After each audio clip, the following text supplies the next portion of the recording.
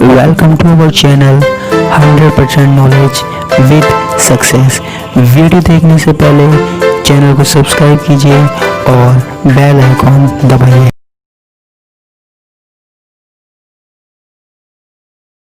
नमस्कार दोस्तों, स्वागत है आपका एक बार फिर से बीएससी थर्ड ईयर की केमिस्ट्री की क्लासेज में। हमारे पास यूनिट नंबर 3 चल रही थी, संक्रमण धातु संकुलों के इलेक्ट्रॉन स्पेक्ट्रा, जिसमें हमने कई टॉपिक पढ़ लिए थे, जैसे इलेक्ट्रॉनिक संक्रमण, और उसके अलावा हमने डीडी संक्रमण के बारे में भी पढ़ा था, रंगों के बारे में भी पढ़ा था, या इसके अलावा हमने कुछ नियम भी पढ़े थे डीडी संक्रमण से जुड़े हुए। ठीक है, तो ये यूनिट ज़्यादा बड़ी नहीं है, ये जो भाग है वो आपका कल समाप्त हो जाएगा।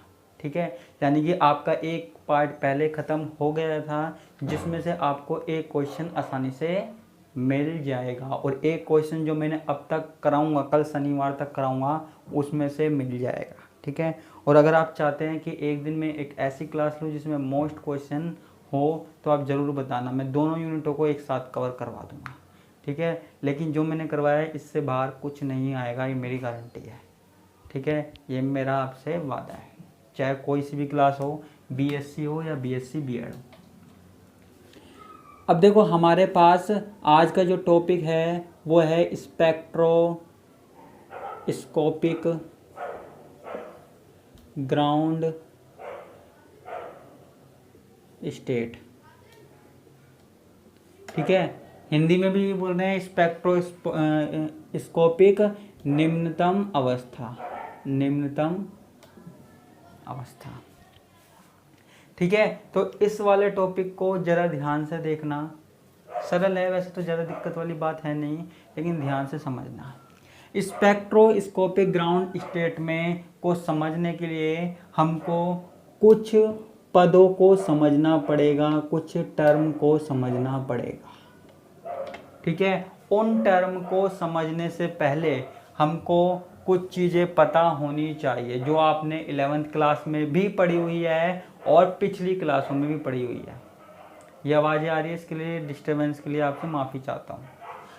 ठीक है, मेरी आवाज़ पे ध्यान दीजिएगा, आसपास की आवाज़ पे ध्यान मत दीजिएगा।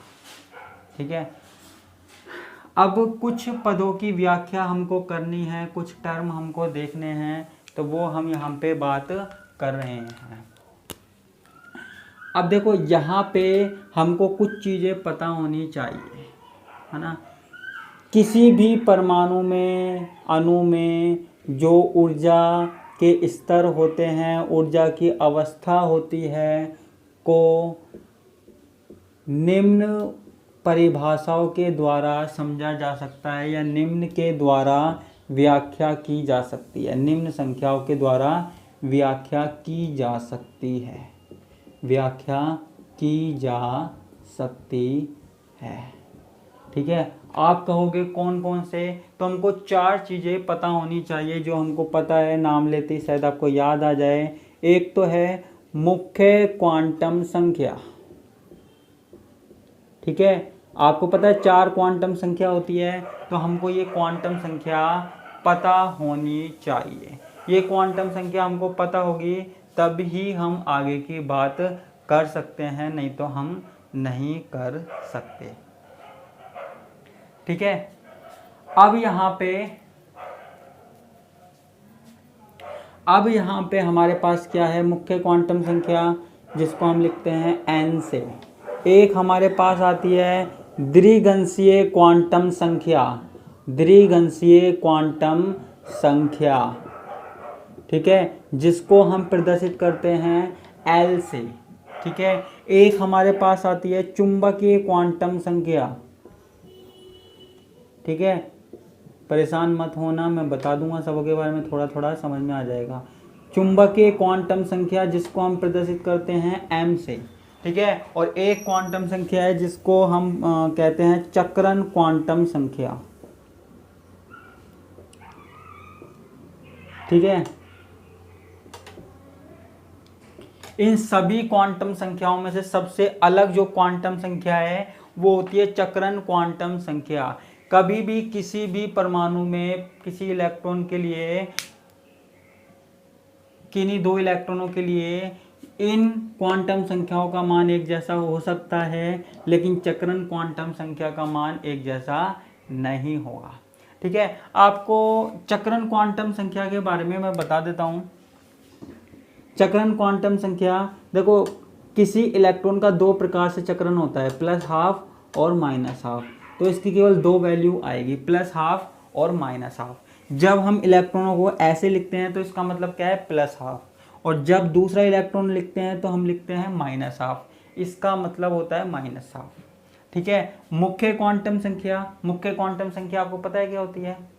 जो ऊर्जा स्तर होता है उसको ही मुख्य क्वांटम संख्या बोलते हैं। जैसे हम लिखते हैं ना 1s 2s 2p।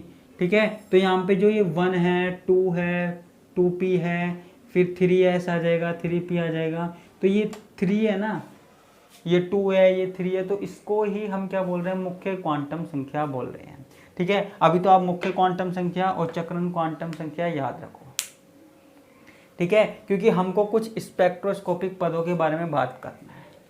ठीक है, आगे बढ़ें, इनके बारे में भी मैं बताऊंगा, अभी चल रहे हैं हम। ठीक है, लेकिन अभी ये याद रखो n कौन सी होती है, ये आगे वाली मुख्य क्वांटम संख्या इनको बोलते हैं। ठीक है, और चक्रण क्वांटम संख्या या स्पिन क्वांटम नंबर दो मान होते हैं, एक तो प्लस हाफ और एक माइनस हाफ होता है।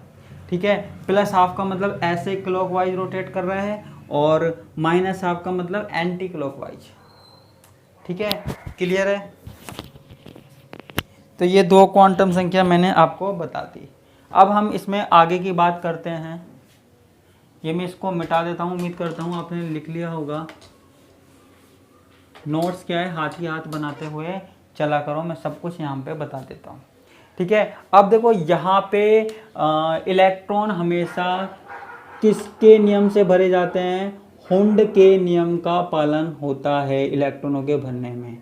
ठीक है, एक बात याद रखना, इलेक्ट्रॉन भरने के लिए हुंड के नियम का पालन होता है। यानी कि इलेक्ट्रॉन हमारे पास कैसे भरे जाते हैं, 1 2 3, पहले लगातार भरे जाएंगे जब तक सभी कक्षकों में एक एक अयुग्मित इलेक्ट्रॉन नहीं आ जाए, तब तक लगातार भरे जाएंगे। फिर उसके बाद दोबारा से इलेक्ट्रॉन यहाँ से भरना शुरू होंगे। ठीक है, तो हुंड के नियम का पालन करते हैं। ठीक है, अब देखो यहाँ पे L जो है, L जो था द्विगंशीय क्वांटम संख्या। ठीक है, द्विगंशीय क्वांटम संख्या जानने जाएंगे तो हमें बहुत टाइम लगेगा, लेकिन देखो द्विगंशीय क्वांटम संख्या का मान 0 1 2 3 4 5 6 हो सकता है। ठीक है, तो देखो द्विगंशीय क्वांटम संख्याओं के मान के लिए हम कुछ पदों को प्रयोग में लेके आते हैं। किसको प्रयोग में लेके आते हैं? कुछ पदों को। तो जब हमारे पास L का मान क्या हो, 0 हो तो S, L का मान 1 हो तो P, इसका मान हो तो D। ठीक है, इसको कई जगह बड़ा D भी लिखा गया है, F। ठीक है, G H I। ठीक है, तो L का मान जब भी ऐसा हो तो 0, अगर S 0 है तो S लिखेंगे, 1 है तो P लिखेंगे, 2 है तो D लिखेंगे, 3 है तो F लिखेंगे, 4 है तो G, 5 है तो H, 6 है तो I। इस तरीके से आगे बढ़ते जाएंगे, समझने की कोशिश करना है इसको। ठीक है, ट्राई टू अंडरस्टैंड कि L के मान 0 1 2 3 4 5 6 हों तो पद क्या होगा, S P D F G H I।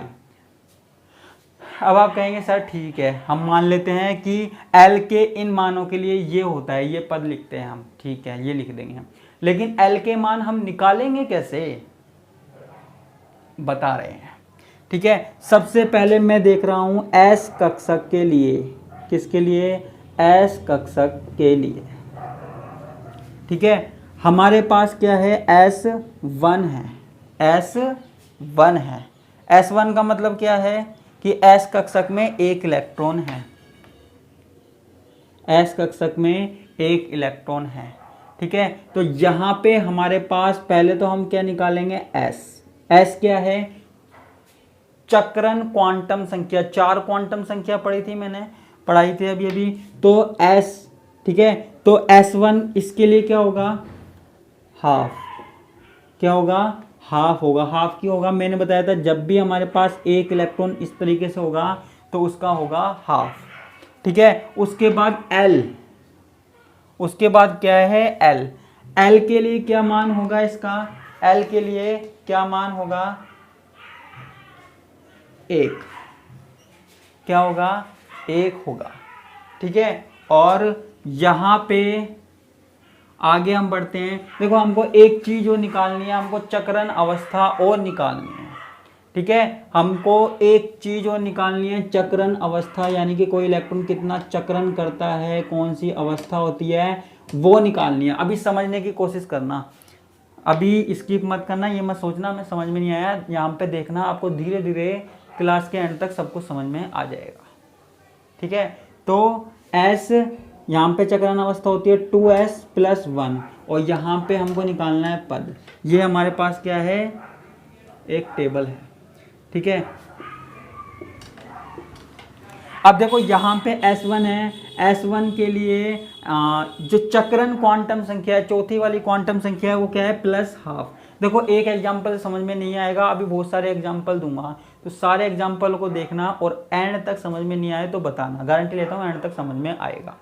ठीक है, L का मान क्या है, L का मान क्या है, यहाँ पे 1 है। 1 कैसे है अभी देखना। S का ये 2s + 1 निकालना है, तो हम क्या निकालेंगे, 2 × ½ + 1, तो 2 से 2 कट गया, और 1 और 1 कितने हो गए, 2 से 2 कट गया, 1 और 1 कितने हो गए, 2 हो गए। ठीक है, और यहाँ पे L कितना है, 1। ठीक है, L के एक मान के लिए हम क्या रखते थे, यहाँ पे रखते थे P।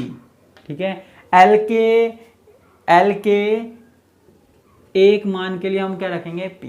ठीक है, धीरे धीरे समझ में आएगा, ये एक ही एग्जाम्पल से समझ में नहीं आएगा, धीरे धीरे आएगा, इसलिए सुनते रहिएगा। S2 के लिए क्या है, 2 इलेक्ट्रॉन है। S2 के लिए क्या है, 2 इलेक्ट्रॉन है। ठीक है, तो इसका मतलब क्या हो गया, +12। पहले वाले इलेक्ट्रॉन के लिए क्या हो गया, +12, दूसरे वाले इलेक्ट्रॉन के लिए क्या हो गया, -12। +12 को -12 से क्या कर देंगे, कट कर देंगे। ठीक है, तो हमारे पास क्या बचेगा, 0। ठीक है बच्चों, और L का मान भी क्या होगा, 0। अभी देखो इस वाले में समझ में नहीं आ रहा हो तो कोई बात नहीं, अभी P वाला लेंगे तो आपको समझ में आ जाएगा।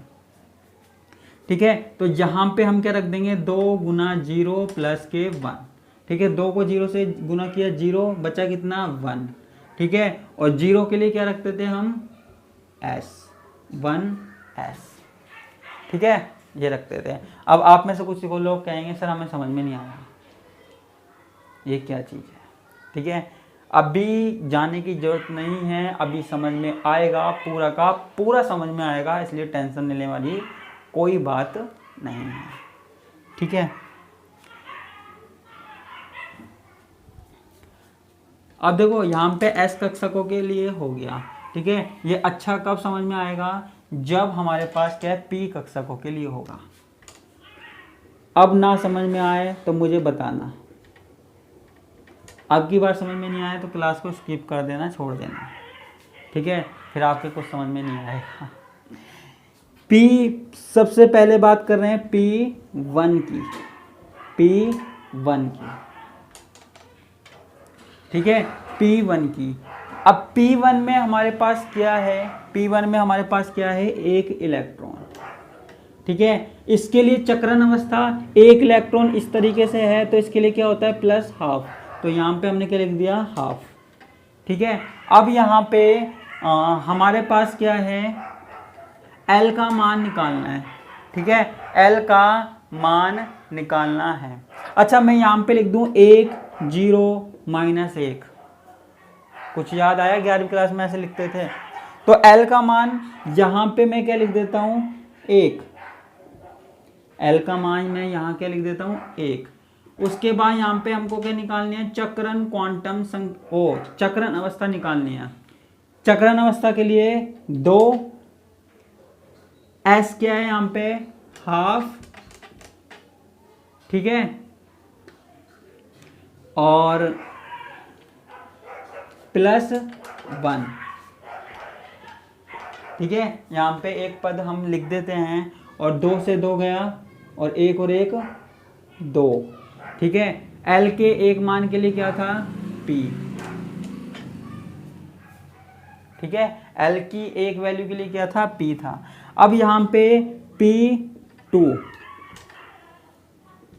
P2 का मतलब क्या हो गया, 1 2, ठीक है।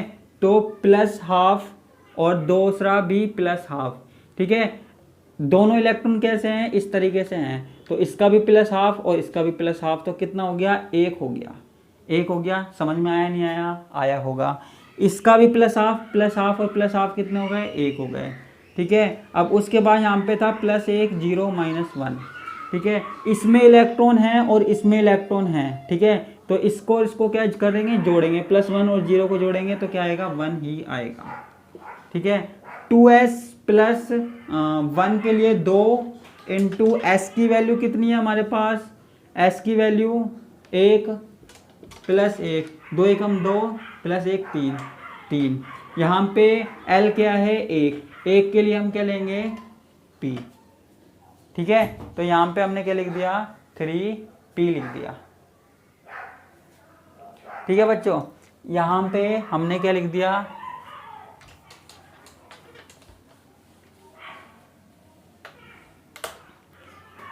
लिख दिया, ठीक है।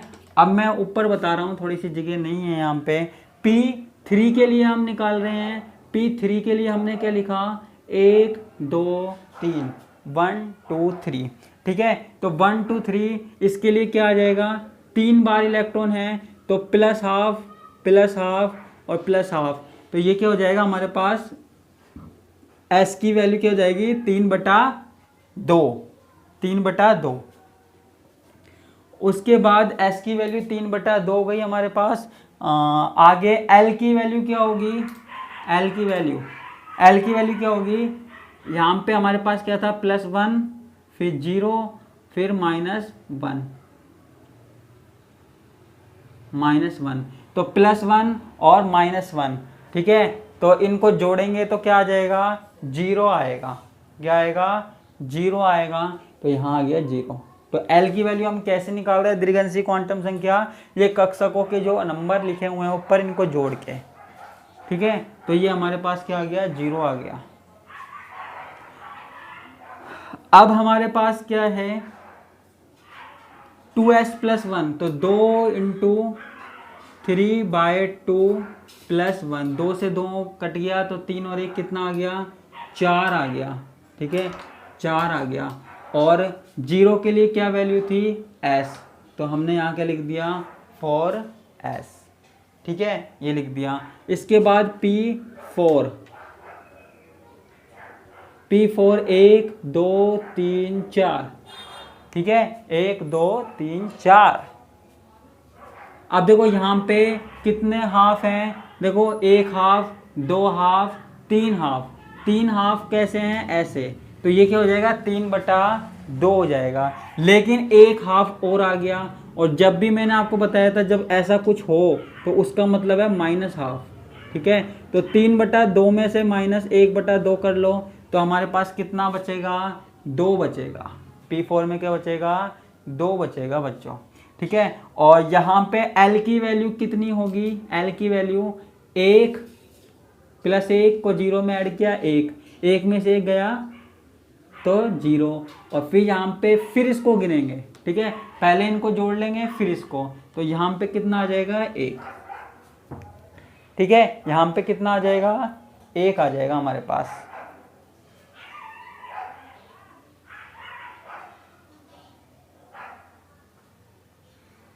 ठीक है। यहाँ पे सॉरी, हाँ देखो, हाफ हाफ हाफ 3/2, ठीक है। तो यहाँ पे हमारे पास 3 में से 1 गया था, 2/2, और यहाँ पे क्या आ जाएगा, 1, सॉरी यहाँ पे 1 आएगा, ठीक है, 1 आ गया, मिस्टेक हो गई, 1 आएगा। अब यहाँ पे क्या करना है, 2 × 1 + 1, 2 को 3 से गया, 3 + 1 4, वही हमारे पास क्या आ गया, 4 आ गया। नहीं सॉरी, मेरी मैथ कमज़ोर है थोड़ी सी, 2 × 2 + 3, ठीक है, सॉरी मेरी मैथ थोड़ी सी कमज़ोर है, इसलिए आप कैलकुलेट कर ले करो, 3। और यहाँ पे 1 के लिए क्या था, P, तो यहाँ पे हम लिख देंगे P। P5 के लिए हमको क्या करना है, P5 के लिए हमको 1 2 3 4 5, लेकिन उम्मीद करता हूँ मेरी हल्की सी गलती हो गई थी, लेकिन मैं उम्मीद करता हूँ आपको कंसेप्ट बिल्कुल अच्छे से समझ में आ गया होगा, ठीक है। तो 1 2 3 4 5, ठीक है। तो यहाँ पे हम लगाओ हिसाब कि प्लस हाफ है ना, 3 बार तो प्लस हाफ यानी कि 3/2 हो गए, ठीक है। उसके बाद माइनस हाफ और माइनस हाफ था, तो उसमें हमारे पास क्या हुआ, एक बचा। तो 3 में से ये जो दूसरा वाला माइनस हाफ है और ये वाला माइनस हाफ है, ये कितने हो जाएगा, 1। तो इसको शुरू वाले 3/2 में से गए तो 2/2, तो हमारे पास क्या आ जाएगा, वही हमारे पास क्या बचेगा, 1/2 बचेगा, सॉरी 1/2 बचेगा, है ना, क्योंकि सिर्फ एक इलेक्ट्रॉन ही बच रहा है, 1/2, ठीक है। अब यहाँ पे L की वैल्यू कितनी है, L की वैल्यू कैसे निकालोगे, L की वैल्यू निकालना आप 1, ठीक है, 1 0 फिर -1 हो गया, वापस से 1, तो इसकी वैल्यू कितनी आ जाएगी, 1 आ गई, ठीक है, 1 आ गई। इसके लिए 2 × हाफ प्लस 1, ठीक है। तो 2 को 2 से गुना किया, ये काट दिया, तो यहाँ पे 2 बचा, और 1 के लिए क्या लिखते हैं हम, P। तो ये हमारे पास क्या आया, 2P आया, ठीक है। ये मैं इसको मिटा देता हूँ।